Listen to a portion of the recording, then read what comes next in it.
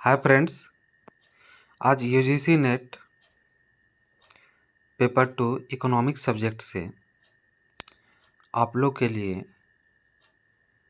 Unit 1 से व्यष्टि अर्थशास्त्र का क्लास लेके आया हूँ।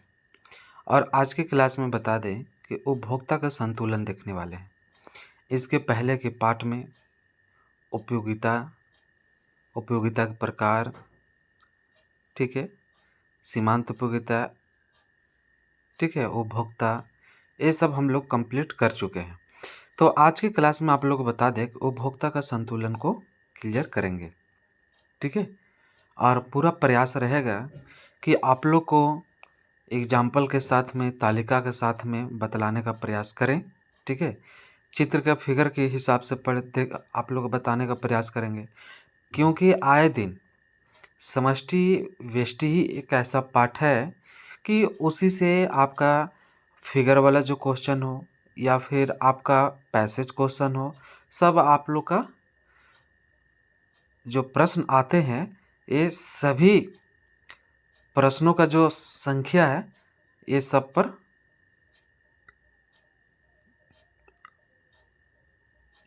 आधारित रहते हैं, ठीक है, यानी कि डिटेल्स आते रहते हैं। तो चलिए फ्रेंड्स, हम लोग स्टार्ट करते हैं उपभोक्ता का संतुलन, ठीक है।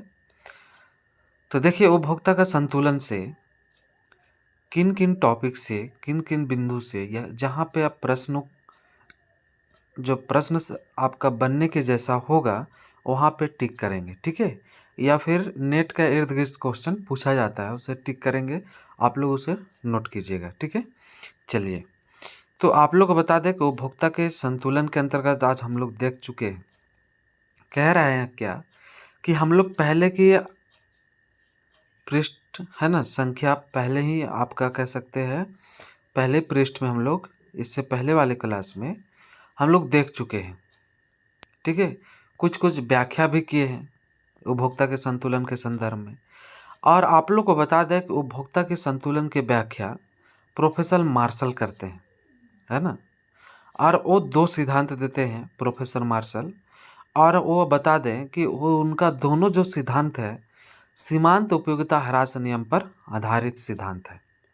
और उसमें से पहला सिद्धांत जो प्रोफेसर मार्शल दिए हैं उपभोक्ता का संतुलन के संबंध में, वह है कि मूल्य सीमांत उपयोगिता के बराबर, क्या है, मूल्य सीमांत उपयोगिता के बराबर। और सेकंड है कि सम सीमांत उपयोगिता नियम या प्रतिस्थापन का नियम अथवा अधिकतम संतोष का नियम, ठीक है। ये दोनों पॉइंट आप लोग का था प्रोफेसर मार्शल के द्वारा दिया हुआ सिद्धांत, ठीक है। अब इस दोनों में हम लोग अच्छी तरह से बारी बारी से डिटेल्स करके देखेंगे, ठीक है। और इसमें खास बात यह है कि जो पहले वाले जो सिद्धांत हम लोग देखे, ये एक वस्तु की अवस्था में है, कौन सा, तो मूल्य सीमांत उपयोगिता के बराबर। ये वाला सिद्धांत में ये सिद्धांत वहाँ पर काम करेगा जहाँ आपका एक वस्तु की अवस्था की बात हो। अगर दूसरे सिद्धांत की बात करें हम लोग, तो एक से अधिक वस्तुओं की बात अगर जहाँ पे होगा और वहाँ संतुलन की स्थिति की बात होगी, तो आपका सेकंड सिद्धांत लगने वाला है, ठीक है।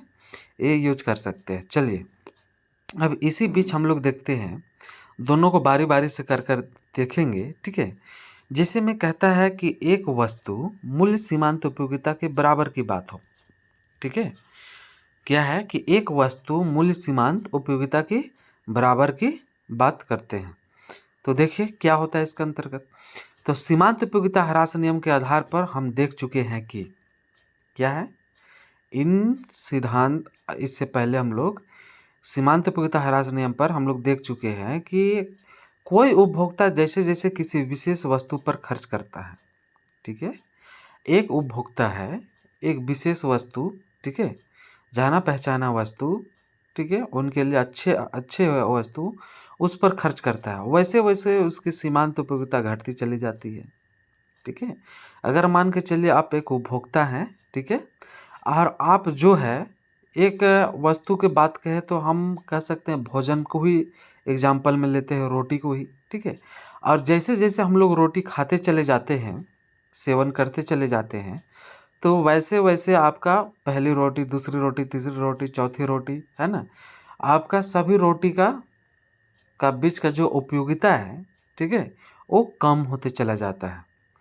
और इसी तरह से आप लोग बता दें कि सीमांत उपयोगिता है घटती चली जाती है, और यही कारण ये हराशी नियम होता है। ठीक है, तो कहता क्या है कि अतः मार्शल ने बताया है कि, क्या कहता है, अतः मार्शल ने बताया है कि कोई उपभोक्ता किसी वस्तु की उत्तरोत्तर इकाइयों को उस बिंदु तक खरीदता जाएगा। प्रोफेसर मार्शल कहता है कि एक अगर उपभोक्ता अगर उस तरह से उपभोग करे, ठीक है, या कोई वस्तु मार्केट से खरीदे, वहाँ तक खरीद करेगा, वहाँ तक कह सकते हैं कि उपभोग का कार्य करेगा, जहाँ तक, ठीक है, जिस बिंदु पर वस्तु से प्राप्त सीमांत उपयोगिता उपभोक्ता द्वारा दिए गए वस्तु के मूल्य के बराबर हो जाएगी। कहने का मतलब ये हुआ, ठीक है, कि वहाँ तक जो है आपका क्या होगा, वो वहाँ तक क्या होगा, यहाँ पर बताया जा रहा है कि वहाँ तक वो आपका उस वस्तु से, है ना, जो उनको उपयोगिता प्राप्त होने वाला है, उस वस्तु के लिए जितने बदले में पैसा वो दे रहे हैं, उस पैसे के बराबर अगर उनका उपयोगिता मिल रहा है तो तब तो ठीक है, और उससे बाहर गया तो फिर गलत हो जाएगा। ठीक है, वो हरास में चला जाएगा। तो यही बात यहाँ पर किया जा रहा है कि मूल्य के बराबर हो जाएगी, और वही बिंदु जो है उपभोक्ता के संतुलन का बिंदु होगा, कहलाएगा, कहते हैं।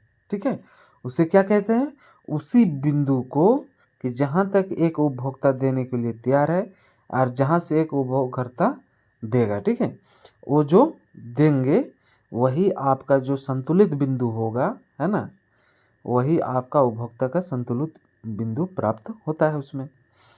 यदि उपभोक्ता इस बिंदु से अलग जाता है, ठीक है, तो उसे अधिकतम संतोष प्राप्त नहीं होगा। समझ गए? कहने का मतलब अगर इससे हटकर अगर एक उपभोक्ता इधर उधर चले जाता है तो वैसे स्थिति में क्या होगा, वो अधिकतम संतोष क्या है, प्राप्त नहीं होगा। और इससे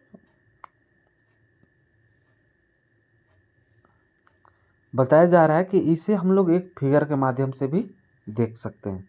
ठीक है, चित्र के माध्यम से। चित्र में यहाँ साफ दिखाया हुआ है। चलिए हम लोग अगले अध्याय में पृष्ठ में चलते हैं, ठीक है, पेज में, और आप लोग को बताने का प्रयास करते हैं कि जैसे वाई अक्ष जो है उसको मूल्य को दर्शाया गया, और ओ एक्स अक्ष में आपका वस्तु की इकाइयों को बतलाया गया है। ठीक है, तो ये है, तो इसमें यही है कि इस चित्र में कि ओ एक्स रेखा पर वस्तु की इकाइयों को तथा ओ वाई रेखा पर मूल्य को दिखलाया गया है। ठीक है, और आर डी रेखा मांग की रेखा है, जो यह दिखलाती है कि उपभोक्ता वस्तु की विभिन्न इकाइयों के लिए कितना मूल्य देने के लिए तैयार है। मांग की रेखा आर डी वस्तु की सीमांत उपयोगिता पर आधारित है, और चित्र में वस्तु का मूल्य जो है ओपी के बराबर बताया जा रहा है। ठीक है, तथा इस मूल्य की रेखा आर डी रेखा से क्यू बिंदु पर मिलती है। ठीक है, कौन सा बिंदु पर मिलती है, क्यू बिंदु पर, जैसे आप लोग यहाँ पर देख पा रहे हैं। ठीक है, ये आपका क्यू बिंदु पर है, और ऐसी अवस्था में उपभोक्ता का संतुलन बिंदु क्यू होगा। समझ गए? यही आपका इस फिगर में बताया जा रहा है कि क्यू ही आपका उपभोक्ता के संतुलन बिंदु है। ओ एम जो है आपका, ठीक है, ये आपका वस्तु की इकाई को बतलाया जा रहा है। ठीक है, मतलब ओ एम के बराबर उनको मात्रा खरीदेगा, और ऐसा करने से उसे आर पी क्यू, ठीक है, आर पी क्यू, समझ गए, आर पी क्यू के बराबर उपभोक्ता की क्या होगा, बचत प्राप्त होगी। आप देखिए ये आपका हो जाएगा उपभोक्ता की बचत, ये वाला पॉइंट, समझ गए, उपभोक्ता की बचत होगा।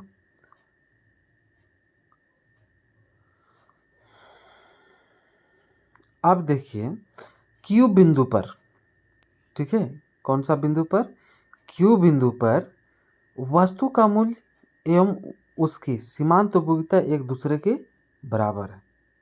कौन सा होगा?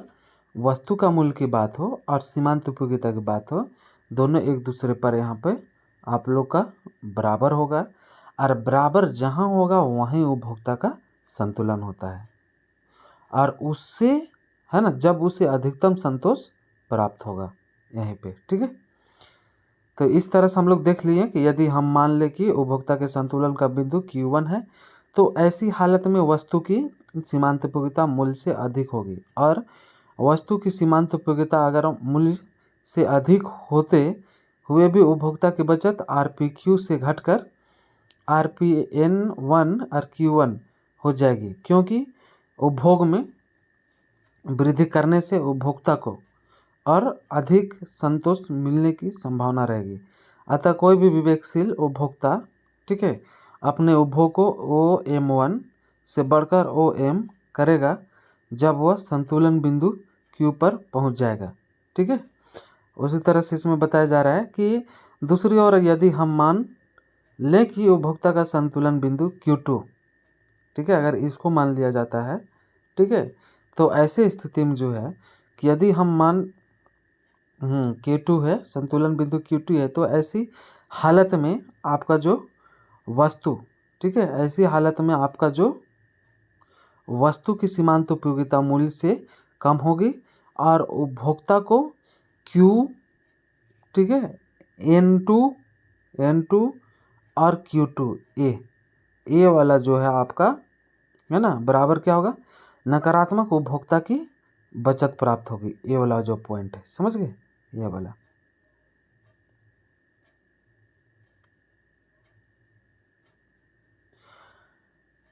यानी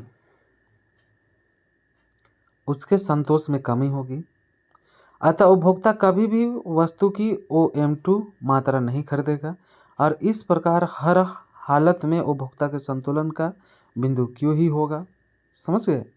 मतलब कि ये दोनों इसके वाले फिगर पर यहाँ पे क्लियर किया, और इनके वाले फिगर को यहाँ पर क्लियर किया, और दोनों से यही बतलाने का प्रयास किया गया कि आप ऊपर जाते हैं तो भी घाटे में रहते हैं, ठीक है, नीचे जाते तो भी घाटे में रहते हैं।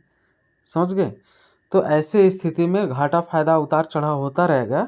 तो ऐसे स्थिति में जब संतुलन की बात हो तो वो Q बिंदु पर ही होगा। ठीक है, अतः मार्शल के अनुसार उपभोक्ता यदि केवल एक ही बिंदु पर खर्च कर, ठीक है, रहा हो तो उसके संतुलन का बिंदु वह होगा जिस पर वस्तु का मूल्य उसकी सीमांत उपयोगिता के बराबर होगा।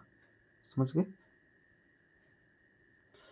तो इस तरह से आप लोग एक वस्तु में, है ना,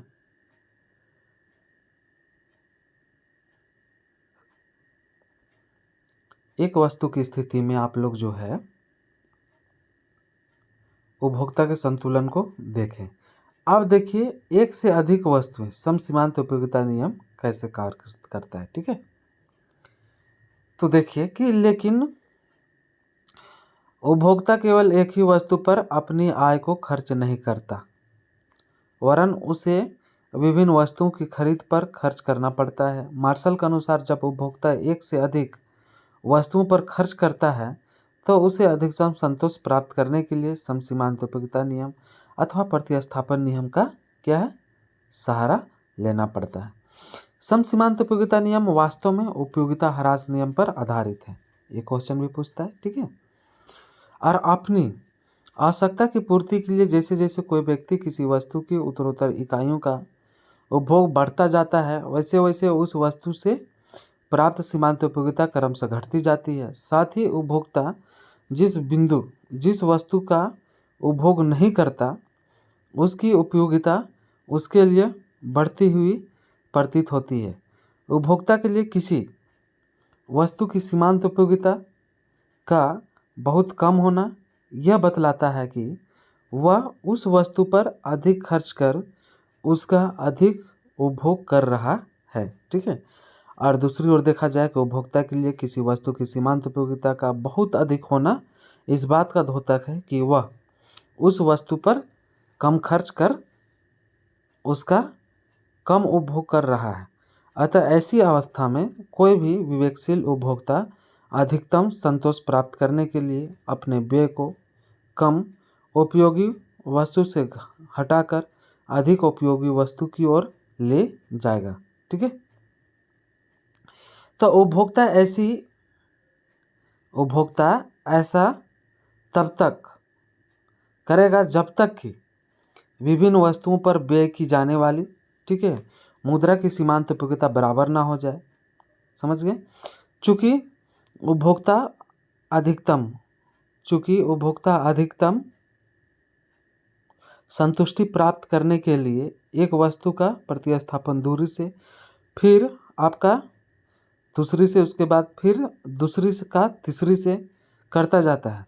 अतः इस नियम को प्रतिस्थापन का नियम भी कहते हैं।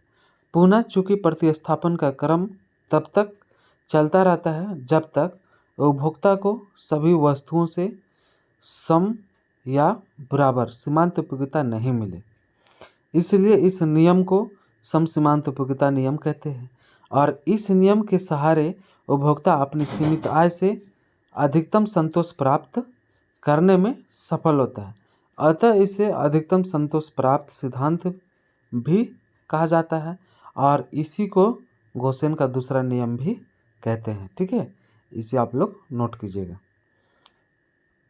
क्योंकि इस नियम की सर्वप्रथम व्याख्या गोसेन के लेख में मिलता है। ठीक है, जिसे उन्होंने उपभोग का दूसरा नियम कहा था। समझ गए?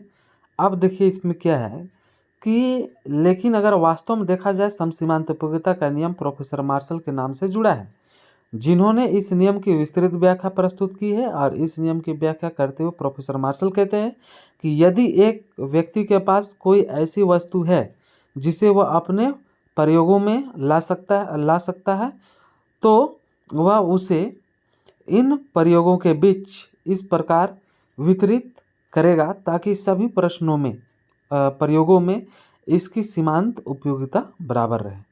तो इस तरह से हम लोग देख पाए प्रोफेसर मार्शल का भी मत। ठीक है, और ये जो परिभाषा में देखें उसका आप डिटेल देख सकते हैं। प्रोफेसर मार्शल का कहना है कि ऐसी वस्तु का जिक्र जिसका प्रयोग अनेक कार्यों में किया जा सकता है, लेकिन इस वस्तु से उनका मतलब व्यय की इकाई अथवा मुद्रा से है। अतः यहाँ ध्यान देने की बात यह है कि समसीमांत उपयोगिता का अर्थ वस्तुओं की सीमांत उपयोगिता के बराबर होने से, ठीक है, बराबर होने से नहीं, वरन वस्तुओं पर व्यय की गई मुद्रा की सीमांत उपयोगिता के बराबर होने से है। ठीक है, तो जैसे अगर आप एग्जाम्पल के द्वारा समझना चाहते हैं तो यहाँ कर सकते हैं कि हम रुपए को दो वस्तुओं पर खर्च कर रहे हों तो इन दोनों में से रुपयों की सीमांत उपयोगिता बराबर होनी चाहिए। समझ गए? और जब उपभोक्ता एक से अधिक वस्तुओं पर व्यय करता है तो समसीमांत उपयोगिता नियम के अनुसार उपभोक्ता को विभिन्न वस्तुओं पर इस प्रकार खर्च करना चाहिए कि विभिन्न वस्तुओं की सीमांत उपयोगिताएं उनके मूल्यों के अनुपातिक हो।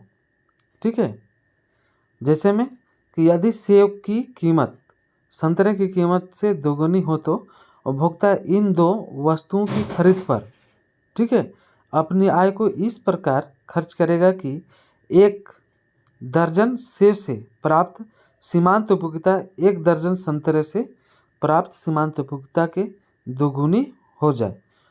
और इसके जैसे पर यहाँ पर दिया हुआ है कि एक पैकेट सिगरेट का मूल्य 2 रुपया और एक कप कॉफ़ी का मूल्य 1 रुपया, इसी तरह से यहाँ पर बताया गया है। ठीक है, चलिए अब आगे देखते हैं। उसी तरह से बताया जा रहा है इसमें कि एक कप चाय का दाम मूल्य जो है 50 पैसे। ठीक है, तो कह रहा है कि इस तरह से हम कह सकते हैं कि सीमांत पर सिगरेट के एक अतिरिक्त पैकेट की उपयोगिता 2, ठीक है, और कप कॉफ़ी अथवा 4 कप चाय के बराबर होगी। समझ गए? इस प्रकार खरीदी गई विभिन्न वस्तुओं की सीमांत उपयोगिता एवं मूल्य का अनुपात जो है बराबर होना चाहिए। ठीक है, इस पॉइंट को आप लोग समझने का प्रयास कीजिए। यदि ऐसा नहीं है तो उपभोक्ता के अधिकतम संतोष प्राप्त नहीं होगा और उसे कम सीमांत उपयोगिता एवं मूल्य के अनुपात वाली वस्तु से अपनी सीमांत मुद्रा को हटाकर अधिक सीमांत उपयोगिता एवं मूल्य के अनुपात वाली वस्तु पर खर्च करने से लाभ होगा। ऐसा वह तब तक करेगा जब तक कि खरीदी गई विभिन्न वस्तुओं की सीमांत उपयोगिता एवं मूल्य का अनुपात बराबर ना हो जाए। उदाहरण के लिए, यदि उपभोक्ता अपनी आय को केवल 3 वस्तुएं ए, बी एवं सी पर खर्च करता है तो सम सीमांत उपयोगिता नियम के अनुसार उपभोक्ता को अधिकतम संतोष तब प्राप्त होगा। ठीक है, जब इसमें आप लोग को बारी बारी दिया हुआ है कि ए वस्तु की स्थिति में, बी वस्तु की स्थिति में, सी वस्तु की स्थिति में। ठीक है, सीमांत उपयोगिता फिर बटा मूल्य। सीमांत उपयोगिता सी है ना, और उनके बाद आपका है मूल्य जो है सी का। उसी तरह से सीमांत उपयोगिता ए फिर मूल्य बटा मूल्य, फिर सीमांत उपयोगिता बी बटा मूल्य। समझ गए, ये आपको बराबर होगा। आप इस नियम को देख सकते हैं, इसमें व्याख्या करके दिया गया है ना, तो डिटेल्स दिया हो कि सम सीमांत उपयोगिता नियम को एक उदाहरण द्वारा स्पष्ट किया जा सकता है। और उपभोक्ता के 6 रुपये जिन्हें वह ए, बी, सी 3 वस्तुओं पर व्यय करना चाहता है, यह भी मान लिया जाए कि इन तीनों वस्तुओं की प्रत्येक, ठीक है, एकांक का मूल्य 1 रुपया है, और इन वस्तुओं के उपभोक्ता को जो सीमांत उपयोगिता मिलती है उसे निम्नांकित तालिका से स्पष्ट किया जा सकता है, जैसा कि यहाँ पर आप देख सकते हैं। ठीक है, वस्तु की इकाइयाँ की बात की जाए तो 5 है, और ये आपकी सीमांत उपयोगिता की बात की जाए है ना, तो पहली से आपको 30 के बराबर मिल रहा है, दूसरे से 20 के बराबर, और तीसरे से 15, 10, 8 ऐसे करके मिल रहा है। सी से उसी तरह से मिल रहा है, और आपका बी से भी उसी तरह से मिल रहा है, बी से भी, सी से भी उसी तरह से मिल रहा है। अब देखिए कि एक ही सीमांत उपयोगिता जो है, ठीक है, आपको थर्ड में आपको कितने के बराबर, 15 के बराबर मिल रहा है, और बी के आप दूसरी इकाई खरीदिएगा तो उससे 15 के बराबर मिलेगा, और सी के पहले इकाई खरीदिएगा तब 15 के बराबर मिलेगा। तो इससे आपको पता ये चलता है कि आपकी पहली वाली जो वस्तु है उसको प्राथमिकता कौन कौन लेवल पर देना चाहिए। समझ गए, तो जैसे यहाँ पर दिया हुआ है कि इस तालिका से स्पष्ट कह सकते हैं हम लोग कि तीनों वस्तुओं की क्रमागत इकाइयों से प्राप्त सीमांत उपयोगिता क्रमशः घटती जाती है, क्योंकि सीमांत उपयोगिता ह्रास नियम लागू होता है। यदि इन तीनों विभिन्न इकाइयों से प्राप्त उपयोगिता पर ध्यान दिया जाए तो यह स्पष्ट हो जाएगा कि उपभोक्ता को अधिकतम संतुष्टि तब मिलेगी जब वह 3 रुपये ए, ठीक है, वस्तु पर, 2 रुपये और बी वस्तु पर तथा 1 रुपया सी पर खर्च करे। ऐसा करने से उसे 120 के बराबर कुल उपयोगिता प्राप्त होगी। ठीक है, और जो कि इसमें हम लोग तालिका से अभी स्पष्ट कर लिए, देख लिए। अब देखिए तालिका में इन वस्तुओं पर किए गए व्यय एवं प्राप्त उपयोगिता का ब्यौरा जो दिया गया है। समझ गए, इसमें जैसे यहाँ पर दिया हुआ है कि पहला वस्तु से आपका ए से 30 प्राप्त हुआ, दूसरा से आपका दूसरा रुपया से 20 आपका 25 प्राप्त हुआ। समझ गए, तो इसमें टोटल दिया हुआ है कि आपका वस्तु ए, बी, ठीक है, ए, सी, बी, ए है, और जो उपयोगिता प्राप्त हुआ है, जो टोटल इन वस्तुओं से है ना, विभिन्न इकाइयों से जो कुल उपयोगिता प्राप्त होता है वो 120 के बराबर प्राप्त होता है। समझ गए, तो ये इसमें आप लोग को दिया हुआ था कि अब आप हम लोग देखेंगे कि जो कि सम सीमांत उपयोगिता नियम को हम, ठीक है, चित्र के द्वारा अगले पार्ट में, अगले अध्याय में है ना, है नीचे चित्र, ठीक है, इस फिगर के माध्यम से हम लोग क्लियर कर सकते हैं। उसकी बात कहा जा रहा है कि पुनः मान लिया जाए कि किसी उपभोक्ता के पास 6 रुपये है ना, और जिसमें ए, बी, सी, डी, सी 3 वस्तुओं पर व्यय करना चाहता है। ठीक है, और यह भी मान लिया जाए कि इन तीनों वस्तुओं की प्रत्येक इकाई का मूल्य बराबर है, और इन वस्तुओं की विभिन्न इकाइयों से उपभोक्ता को जो सीमांत उपयोगिता मिलती है उसे चित्र में सीमांत उपयोगिता रेखा MU द्वारा दिखलाया गया है। समझ गए? यहाँ पर आप लोग देख पा रहे होंगे। ठीक है, इस फिगर में देखिए तीनों फिगर के तीनों कंडीशन का अलग अलग है। ए के लिए जो फिगर बन रहा है, बी के लिए बन रहा है, सी के लिए बन रहा है। ठीक है, कि इस आपके सी के लिए बस यहीं पर हो जा रहा है आपका ठीक है, आपका बी में यहाँ पर हो जा रहा है, इसमें ए में यहाँ पर हो रहा है। इस तरह से मिला देंगे तो हम लोग को पता चलेगा कि बी के लिए क्या होगा, सी के लिए क्या होगा, ए के लिए क्या होगा।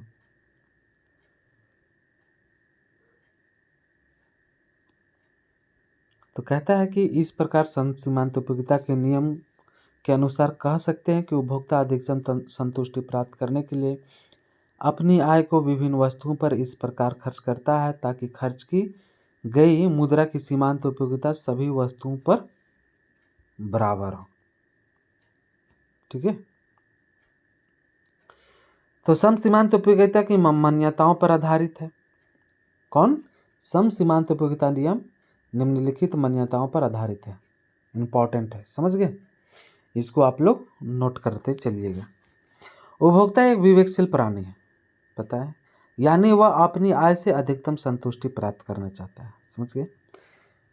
और उनके बाद उपभोक्ता की आय निश्चित है तथा आय की सीमांत उपयोगिता जो है वो भी आपको स्थिर पाया जाता है। समझ गए? थर्ड कहता है कि वस्तुओं की कीमतें निश्चित है तथा उपभोक्ता उन कीमतों की जानकारी रखता है। चौथा है कि वस्तुओं का सूक्ष्म विभाजन हो सकता है। ठीक है। पांचवा है कि उपभोक्ता अपनी आय को थोड़ी थोड़ी मात्रा में खर्च करता है।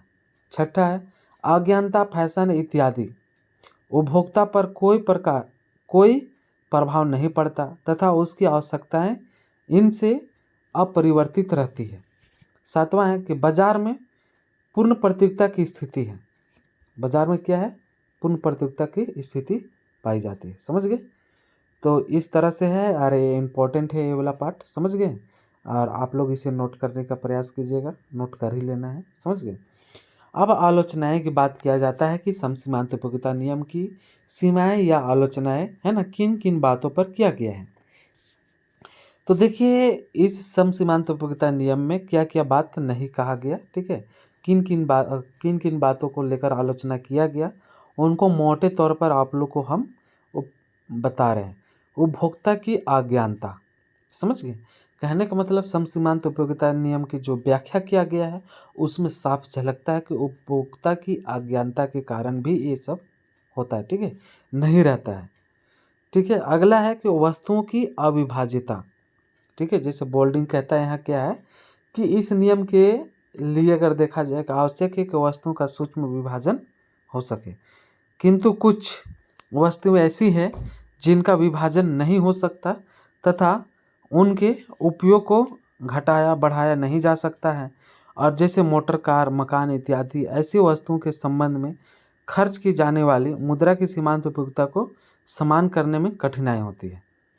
ठीक है, समान करने में क्या होता है? कठिनाई पाया जाता है। उसी तरह से आपका कह सकते हैं वस्तुओं का टिकाऊपन की बात होता है। चौथा है रीति रिवाज एवं फैशन का प्रभाव की बात होता है। पांचवा है कि उपभोग का निश्चित अनुपात की बात हो।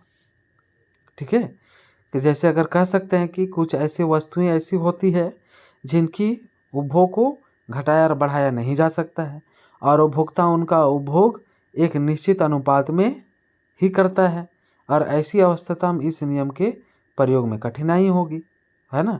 उसमें आपका समसीमांत उपयोगिता का नियम, ठीक है, ह्रास नियम, ये सब लागू होगा ही नहीं। उनके बाद है कि उपभोग नियंत्रण की बात हो। सातवां है कि मूल्य में परिवर्तन का प्रभाव भी पड़ता है और बजट की अनिश्चित अवधि की बात किया जाता है। और नाइन्थ में कि उपयोगिता की माप की कठिनाई है। टेंथ में कि मूल्य परिवर्तन के फलस्वरूप आय प्रभाव एवं प्रतिस्थापन प्रभाव की अवहेलना की बात किया जाता है। ठीक है, और इस प्रकार जो है कि हम लोग कह सकते हैं कि समसीमांत उपयोगिता के विरुद्ध अनेक आपत्तियां उठाई गई, लेकिन इसका मतलब यह नहीं कि इस नियम का कोई महत्व नहीं। वास्तव में देखा जाए तो आर्थिक क्रियाओं के विवेचन में उपरोक्त कठिनाइयां बहुत कम बाधा उत्पन्न करती है और आज इस नियम को उपभोग के बुनियादी नियम के नाम से पुकारते हैं। और वास्तव में प्रत्येक व्यक्ति आय को, ठीक है, विभिन्न वस्तुओं पर खर्च करते हैं, है ना, करते समय संचेत अथवा अचेत रूप से उनसे प्राप्त होने वाली उपयोगिता की तुलना करता है तथा उनके बीच उचित प्रतिस्थापन कर अपनी आय से अधिक संतुष्टि प्राप्त करने की चेष्टा करता है। ठीक है, तो इस तरह से हम लोग देखें कि इसमें आप चैपलैन जैसा भी अर्थशास्त्री जो है, ठीक है, इनका सिद्धांत का आलोचना किए। ठीक है, अब हम आगे चलते हैं सम सीमांत उपयोगिता नियम का व्यवहारिक महत्व या इस नियम का विभिन्न क्षेत्रों में प्रयोग।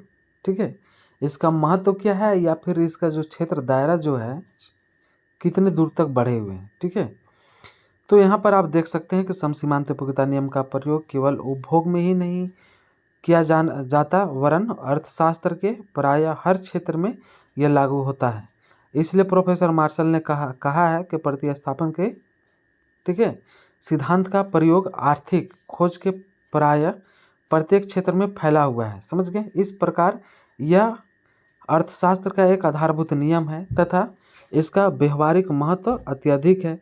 और सम सीमांत उपयोगिता नियम का प्रयोग निम्नलिखित क्षेत्रों के लिए भी किया जाता है और ये जो क्षेत्र है ये महत्व का भी अंतर्गत आता है। जैसे पहला उपभोग के क्षेत्र में बांट दिया गया। उपभोग के क्षेत्र विशेष पर बात हो तो पहला है कि व्यय को विभिन्न वस्तुओं के ऊपर वितरित करने में।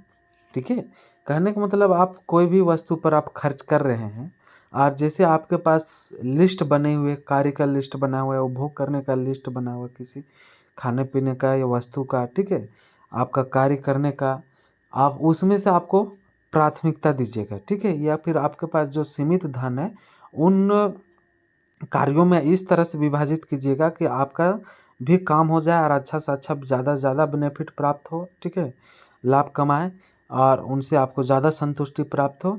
इस तरह से उन पर सभी वस्तुओं पर आप क्या है कि खर्च करना चाहिएगा। समझ गए? अब देखिए अपनी आय को वर्तमान तथा भविष्य की आवश्यकताओं के बीच वितरित करने में। ठीक है, थर्ड कहता है कि वैकल्पिक प्रयोग वाली वस्तुओं के संबंध में और उत्पादन के क्षेत्र की बात भी किया जाता है। समझ गए? साथ ही यहाँ पर आप लोग को डिटेल्स में दिया हुआ है। समझ गए? ये जो हम लोग पिछले बात में जो ये में बात किए उस पर दिया गया है। अब आप लोग बता दें कि अभी उपभोग के क्षेत्र में उसको बांटा गया, अब विनिमय के क्षेत्र में बांटा गया।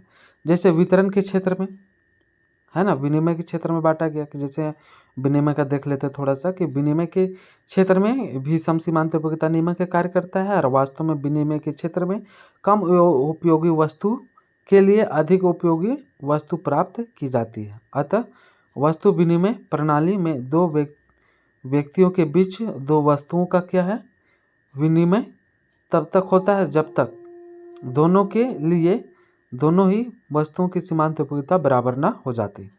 उसी तरह वितरण के क्षेत्र की बात की जाए तो वितरण के क्षेत्र में साधनों के पुरस्कार को निश्चित करने के लिए भी इस नियम का क्या है सहारा लिया जाता है। समझ गए?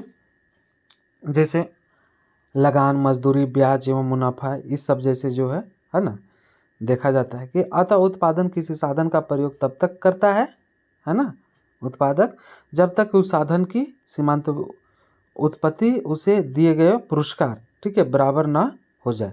और इस प्रकार साधनों में पुरस्कार तय करने में उत्पादक को इस सिद्धांत से सहारा है ना, या फिर बोलते हैं सहायता मिल सकता है। ठीक है, चलिए इसी तरह से राजस्व के क्षेत्र में है ना, राजस्व के क्षेत्र में है कि अधिकतम सामाजिक लाभ का सिद्धांत राजस्व का मूलभूत सिद्धांत है। ये आप नोट कर लीजिएगा, जिसके द्वारा राजस्व की क्रियाओं का मुख्य उद्देश्य जनता को अधिक लाभ प्राप्त कराना होता है। लेकिन इस सिद्धांत की प्राप्ति के लिए यह आवश्यक है कि करदाताओं पर इस प्रकार कर लगाए जाएं जिससे प्रत्येक करदाता को समान, ठीक है, सीमांत त्याग का वहन करना पड़े। समझ गए? और उसी प्रकार सरकार को करों से प्राप्त आय को इस प्रकार खर्च करना चाहिए ताकि व्यय के विभिन्न मदों पर, ठीक है, व्यय की रकम से प्राप्त सीमांत उपयोगिता बराबर हो जाए और इस प्रकार राजस्व के क्षेत्र में भी सम सीमांत उपयोगिता नियम का सहारा लिया जाता है। अतः हम देखते हैं कि मार्शल का यह कथन ठीक है कि प्रतिस्थापन का सिद्धांत आर्थिक जांच के प्रत्येक क्षेत्र जैसे उपभोग, उत्पादन, विनिमय, वितरण एवं राजस्व में लागू होता है। प्रोफेसर रॉबिन्स ने इस सिद्धांत को अर्थशास्त्र का आधार माना है, क्योंकि इससे हमें सीमित साधनों द्वारा अपनी असीमित आवश्यकताओं की पूर्ति में क्या है, सहायता मिलती है। ठीक है, तो इस तरह से फ्रेंड्स आज हम लोग की क्लास में, ठीक है, हम लोग देखने का पूरा प्रयास किए, समझने का प्रयास किए, और मुझे विश्वास है कि आप लोग संतुष्ट होंगे कि उपभोक्ता का संतुलन क्या है। उपभोक्ता के संतुलन के अंतर्गत हम लोग समसीमांत उपयोगिता नियम, हरास नियम को भी देख लिए। ठीक है, साथ में इसका मान्यताएं, महत्व को देख लिए। इतने सारे पॉइंट आप लोग के लिए इम्पोर्टेंट है, इसे याद रखना चाहिए। ठीक है, तो थैंक यू फ्रेंड्स। आप लोग को अच्छा लगे तो लाइक कीजिए, कमेंट कीजिए, साथ ही साथ आप लोग अधिक से अधिक मित्रों तक शेयर कीजिए। ठीक है।